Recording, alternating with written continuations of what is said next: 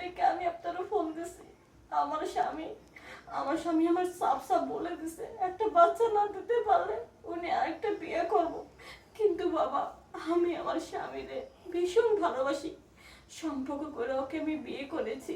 কিন্তু একটা সন্তানের জন্য আমার সম্পর্ক নষ্ট হয়েছে বাবা, আমার সংসারটা নষ্ট হয়েছে বাবা।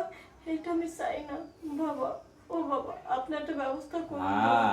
মানব, তুই কান্নাকাটি করিস নি। তোর সমস্যার সমাধান করার মালিক একমাত্র উপরওয়ালা।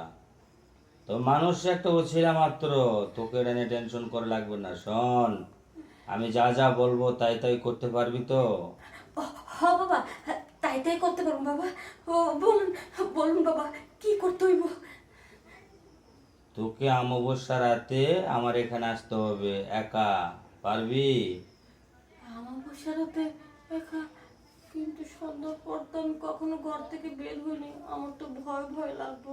শোন, তুই বাচ্চা নেওয়ার জন্য সব কিছুই করতে পারবি। হ্যাঁ হ্যাঁ, আমি সবই করতে পারবো বাবা। একটা কবিরাজ বসে, কিন্তু আমি শুনেছি কিন্তু দেখা হয়নি। তাহলে আপনি সেই কবিরাজ না? হ্যাঁ, আমি বাবা। সেই কবিরাজ হ্যাঁ। ইল বাবা।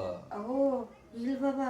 হ্যাঁ। বাবা, আমার ভুল হয়ে আছে, আসলে আমি আপনাকে চিনতে পারিনি, আমি সাধারণ মানুষ ভেবে চলে আসলাম। ওহে মানব, আমি যেটা বলি সেটা আমার কথা শোন। তুই যেটা বলতে চাস সেটা আমাকে ক্লিয়ার করে বল। তোর সমস্যা বুঝতে পেরেছি, এখন তোর কথা তুই বল। আমার সমস্যা না বলতে আপনি বুঝতে পেরেছেন?